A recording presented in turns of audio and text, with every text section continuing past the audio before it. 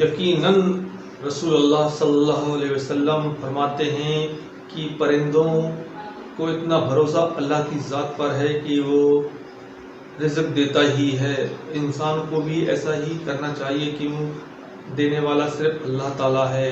انسان کو یقین ہونا چاہیے کہ انسان کو مایوس نہیں ہونا چاہیے، کیونکہ رزق دینے والا اللہ تعالیٰ ہے اور یقیناً وہ دیتا ہی ہے. جب گھر سے آدمی بندہ نکلتا ہے تو اللہ اس کو رزق دیتا ہی ہے. تو آئیے اس ویڈیو کے ذریعے جانتے ہیں. اس ویڈیو میں سلمان اظہری صاحب بتا رہے ہیں کہ اللہ تعالیٰ رزق دینے والا ہے. جب پرندے کو رزق دے سکتا ہے تو انسان کو کیوں نہیں دے سکتا. تو آئیے جانتے ہیں اس ویڈیو کے ذریعے. ویڈیو شروع کرنے سے پہلے آپ سے گزارش ہے، التجا ہے کہ اگر آپ ہمارے چینل پر نئے ہیں تو پلیز میرے چینل کو سبسکرائب کر دیجیے، بیل بٹن کو ضرور دبائیں جس سے آنے والے ویڈیو آپ تک پہنچے. اور اب ویڈیو پسند آئے تو لائک کریں، دوستوں کو شیئر کریں. چلیے شروع کرتے ہیں. Let's begin.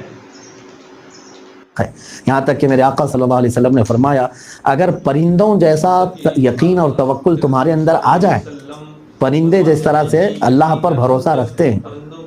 حدیث میں یوں اللہ کے حبیب صلی اللہ علیہ وسلم فرماتے ہیں لو توکلتم علی اللہ، یعنی اگر تم اللہ پر بھروسہ کرتے ہو جیسے کہ طیور پرندے کرتے ہیں. کیوں پرندوں کی بات حضور نے فرمائی؟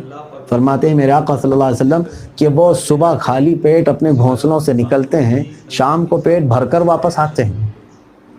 ان کی کوئی جاب نہیں، ان کی کوئی ملازمت نہیں، ان کی کوئی ڈیوٹی نہیں، ان کی کوئی تجارت نہیں، لیکن ان کا رزق اللہ نے پھیلا رکھا ہے. صبح خالی پیٹ جاتے ہیں، شام میں خالی پیٹ بھر کر واپس آتے ہیں. میرے آقا صلی اللہ علیہ وسلم فرماتے ہیں اگر پرندوں جیسا بھی تمہارے اندر توکل آ جائے تو تم صبح خالی پیٹ نکلو گے، اللہ شام میں تمہیں پیٹ بھر کر واپس پلٹائے گا. اور دوسری بات امام جعفر صادق رضی اللہ تعالیٰ عنہ فرماتے ہیں اس پرندے کو دیکھ کر کے میں نے توکل سیکھا اللہ کی ذات پر. کہا کیسے؟ میں نے دیکھا ایک تار پر تار لگے رہتے ہیں یا رسی ہے، وائر ابھی کے زمانے میں ہے، پہلے رسی وغیرہ ہوگی یا کوئی تار لگایا گیا ہوگا. سیدنا امام جعفر صادق رضی اللہ تعالیٰ عنہ سے یہ روایت ہے، فرماتے میں نے دیکھا ایک کوے کو اور کسی کبوتر کو تار پر بیٹھا ہے، پوری رات سوتا رہا. رات کہاں سوتے ہیں پرندے؟ کسی ڈال پر، کسی شاخ پر، کسی تار پر.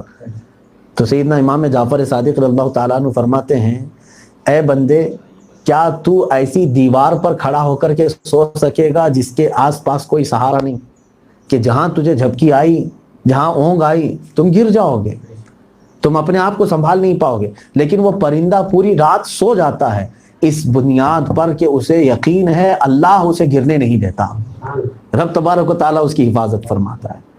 یقیناً میرے عزیزو اللہ رب العزت کی ذات پر وہ توکل آئے تو وہ متوکلین کی صفت ہے. ہم میں سے ابھی اس درجے کو پہنچے ہوئے لوگ نہیں ہیں. اللہ کرے کہ ان کی خیرات ہمیں عطا فرمائے. بہت ساری آیتیں ہم نے تلاوت کی ہیں. سورہ توبہ جس میں یہ ایک ہی سورہ ایسی ہے قرآن عظیم میں جس کے شروع میں بسم اللہ نہیں پڑھا جاتا. اس کی کئی وجوہات بتائے جاتے ہیں. پہلی بات تو یہ ہے کہ بسم اللہ قرآن میں ہر جگہ لکھا ہوا ہے سورہ کے شروع میں، لیکن سورہ توبہ کے شروع میں بسم اللہ نہیں لکھا گیا ہے، اس لیے ہم وہاں بسم اللہ نہیں پڑھتے. لیکن اگر معنوی طور پر وجہ کیا ہے، بعض لوگ یہی پوچھتے بھی ہیں ہم سے سوال، اس لیے میں عرض کرتا ہوں بسم اللہ جو ہے وہ آیت رحمت ہے. بسم اللہ الرحمن الرحیم، اللہ کے نام سے شروع جو نہایت مہربان رحمت والا. تو یہ رحمت والی آیت ہے بسم اللہ. اور سورہ توبہ میں جو آیتیں شروع ہو رہی ہیں وہ اللہ کے غضب کی آیتیں ہیں، جلال کی آیتیں. آیت رحمت اور آیت غضب مل نہ جائے اس کی وجہ سے بسم اللہ کو وہاں پر نہیں پڑھا جاتا، بلکہ ڈائریکٹ وہ آیتیں شروع کی جاتی ہیں سورہ توبہ کی. اسی لیے آپ دیکھیں جانوروں کو جب ذبح کرتے ہیں تو کیا پڑھا جاتا ہے؟ بسم اللہ الرحمن الرحیم نہیں پڑھتے، کیا پڑھتے ہیں؟ بسم اللہ. رحمان اور رحیم یہ رحمت ہے نا، اور ہم ذبح کر رہے ہیں. ذبح کرنا ایک جلال والا کام ہے، اس کی گردن الگ ہو رہی، اس لیے ان جگہوں پر رحمت کا ذکر نہیں ہوتا، وہاں اکبر کا ذکر ہوتا ہے. اللہ کے نام سے شروع جو سب سے بلند و بالا ہے، سب سے بڑا ہے. رحمان و رحیم وہاں پر نہیں پڑھتے. تو اسی طرح سے آیات غضب یہاں سے شروع ہو رہی ہیں سورہ توبہ میں، جس کی وجہ سے یہاں بسم اللہ الرحمن الرحیم نہیں پڑھتے. لیکن اس میں بہت ساری آیتیں مشرکین کے لیے آئی ہیں. مشرک وہ ہیں جن انہوں نے 2 خدا بنا لیے، 3 خدا بنا لیے، اب یہاں تو کروڑوں خدا بنائے ہوئے ہیں، یہ سب مشرکین ہیں۔ اللہ کی ذات میں یا اس کی صفت میں کسی دوسرے کو شریک ٹھہرانا یہ شرک ہے، اور شرک کرنے والے کو مشرک کہتے ہیں۔ اور اللہ فرما رہا ہے یا ایھا الذین آمنوا انما المشرکون نجس، اے ایمان والو مشرکین نجس ہیں، مشرکین نجس ہیں، فلا یقربوا المسجد الحرام بعد عامہم ھذا، آج کے بعد سے اللہ نے یہ آیت جو نازل فرمائی، آج کے بعد سے مشرکین جنہوں نے شرک کیا وہ مسجد حرام کے قریب نہ آئیں، اس لیے کہ وہ نجس ہیں۔ تو اس کا مطلب یہ ہوا کہ نجاست پیشاب پاخانے وغیرہ کی ہی نہیں ہوتی، نجاست کفر و شرک کی بھی ہوتی ہے، اس لیے کہ وہ بڑی نجاست ہے۔ دل اگر کسی کا نجس ہو گیا تو وہ بڑی نجاست ہے، کیونکہ وہ دل کو دھلنا مشکل ہے، اور جسم کے اوپر جو نجاست لگتی ہے یہ پانی سے دھلی جا سکتی ہے، اس لیے پیشاب پاخانہ اوپر لگا تو یہ نجاست دھلنے سے ختم ہو جائے گی، لیکن کفر و شرک کی نجاست دل کے اندر ہے تو وہ جلدی نہیں جاتی، وہ پانی سے دھل کر کے ختم نہیں کر سکتے۔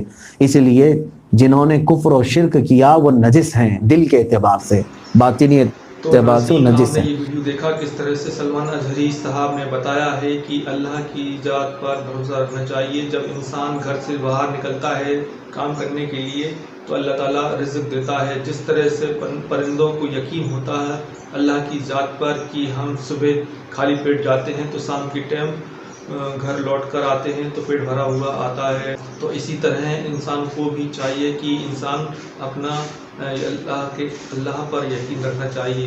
تو آپ کو ہمارا ویڈیو پسند آیا ہے تو لائک کریں، دوستوں کو شیئر کریں، اگر آپ ہمارے چینل پر نئے ہیں تو پلیز میرے چینل کو سبسکرائب کر دیجیے، بیل بٹن کو ضرور دبائیں جس سے آنے والے ویڈیو آپ تک پہنچے، اور کامنٹ میں ضرور بتائیں آپ کو کس ٹائپ کا ویڈیو چاہیے، ہم اسی ٹائپ کا آپ کو ویڈیو بنا کر دیں گے۔ تو ہمیں اجازت دیجیے، ہم اگلی ویڈیو میں پھر ملیں گے، جب تک کے لیے اللہ حافظ۔